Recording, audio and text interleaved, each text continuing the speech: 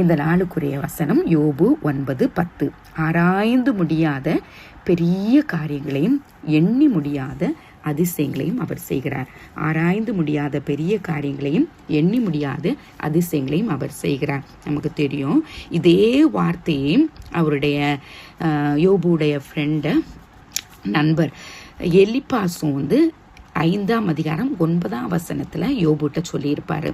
அந்த வார்த்தையை இந்த இடத்துல யோபு பில்தாத்துக்கு பிரதியூத்திரமாக சொல்லுகிற வார்த்தையாக நம்ம பார்க்குறோம். இந்த வார்த்தையை நம்ம அடிக்கடி ஜபங்களை உபயோகிக்கிறத பார்க்குறோம். அதுபோல் நம்முடைய தமிழ்நாட்டு சபாநாயகர் அவர் பொறுப்பெடுத்த போது 3 வசனங்களை அவர் சொன்னார். அது எல்லாரும் கேட்டிருப்போம்.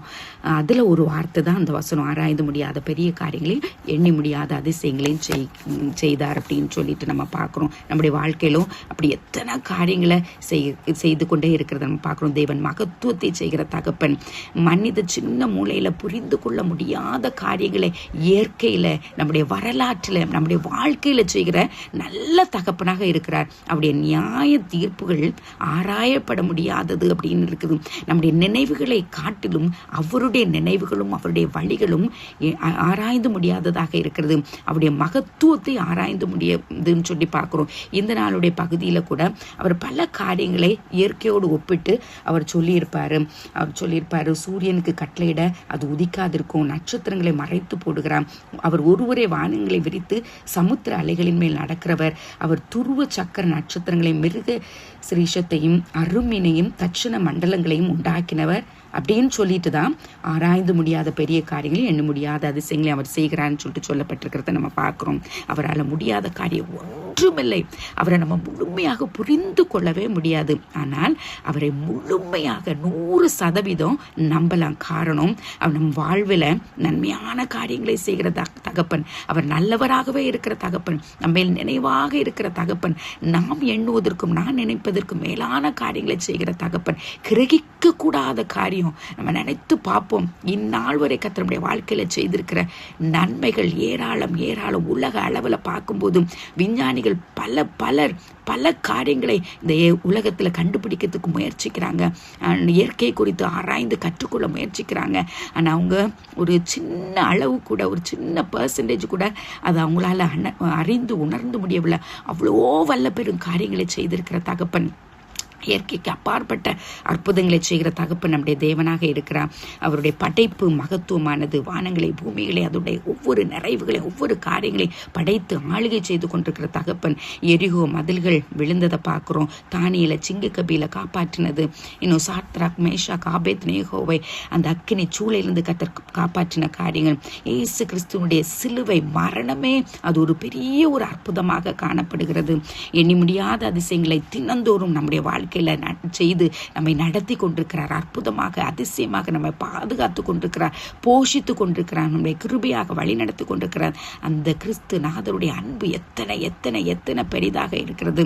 அவருடைய அன்பை நம்ம ஒருசியாக நினைந்து பார்த்து ஆண்டவரால் எல்லாம் கூடும், அவரால் கூடாதது ஒன்றுமில்லை என்று சொல்லி ஆண்டவருடைய சமூகத்தை நம்ம ஒப்பு கொடுக்கும்போது அவர் இன்னும் ஆராய்ந்து முடியாத பெரிய காரியங்களை, எண்ணி முடியாத அதிசயங்களை செய்வார். அவர் குருடருடைய கண்களை திறக்கிற தகப்பனாக இருக்கிறார்.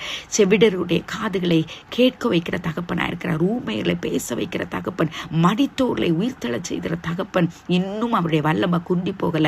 ஆகவே இந்த காலை நேரத்திலும் ஆண்டோடைய வார்த்தையை கேட்டுக்கொண்டிருக்கிற நாம ஒவ்வொருவரும் ஆலயத்தில் சென்று ஆண்டோடைய சமூகத்தில் போய் ஆண்டவர் எத்தனை நன்மைகளை செய்திருக்கிறார் என்பதை நினைத்து பார்த்து நன்றி செலுத்தி எல்லா மகத்துவத்தையும் அவருக்கே செலுத்துவோம். ஆமென். ஆராய்ந்து முடியாது பெரிய காரியங்களையும் எண்ணி முடியாத அதிசயங்களையும் ஆண்டவரேசு அவரின் பிள்ளைகளுக்கு செய்கிறார். ஆண்டவரேசு அவரின் பிள்ளைகளுக்கு செய்கிறார். ஆம் தகப்பனை, ஆராய்ந்து முடியாத பெரிய காரியங்களை, எங்களுடைய எண்ணங்களால் எண்ணி முடியாத அதிசய செயல்களை செய்து கொண்டிருக்கிற நல்ல தகப்பனை, கிரகிக்க கூடாத காரியங்களை செய்கிற எங்கள் அன்பின் தகப்பனை, பாதத்தில் இந்த காலை நேரத்தில் எங்களை உயிரோடு காப்பாற்றி பாதுகாத்து கொண்டு வந்திருப்பதே உங்க சுத்த கிருபை அல்லவோ ராஜா. எத்தனை நன்மைகள். இன்னார் இங்கு பிறக்க வேண்டும், எப்படி வாழ வேண்டும் என்று சொல்லி வாழ வைத்து கொண்டிருக்கிற தகப்பனை உம்மை ஸ்தோத்திரிக்கிறோம். எங்களுடைய உச்சம் தலை முதல் உள்ளங்கால் வரை ஒவ்வொரு செல்களையும் திசுக்களையும் ஒவ்வொரு உறுப்புகளையும் என்ன அழகாக படைத்து அதற்கு ஜீவன் கொடுத்து ஒவ்வொரு நாளும் காப்பாற்றி வருகிறேன். உமக்கு நன்றி செலுத்து. ஒவ்வொரு காரியங்களையும் நாங்கள் நினைக்க அது எண்ண முடியாததப்பா. அது எங்களுடைய எண்ணங்களால் ஆண்டவரே யோசித்து கூட பார்க்க முடியாத அளவுக்கு காரியங்களை செய்து கொண்டிருக்கிறீங்க, செய்திருக்கிறீங்க, செய்ய போகிறீங்க.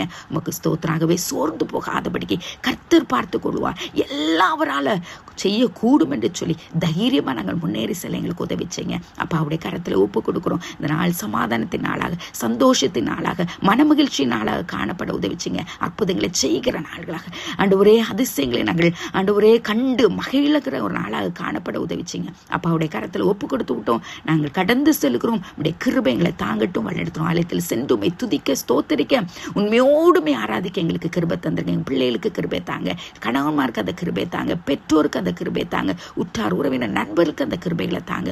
உடைய கரத்தில் ஒப்பு கொடுக்கிறோம். வருகின்ற ஆயத்தப்படுத்துங்க. சகல துதி கன மகிமையா அப்பாவுக்கே செலுத்துவோம். நீ பிரேசு கிறிஸ்துவை கேட்கிற நல்ல பிதாவே. ஆமேன், ஆமேன். என் ஆத்துமாவே கர்த்தரை ஸ்தோத்திரி, என் முழு உலமையுடைய பரிசுநாமத்தை ஸ்தோத்திரி. என் ஆத்துமாவே கர்த்தரை ஸ்தோத்திரி, கர்த்தர் செய்த சகல உபகாரங்களை மறவாதே. ஆமேன், ஆமேன்.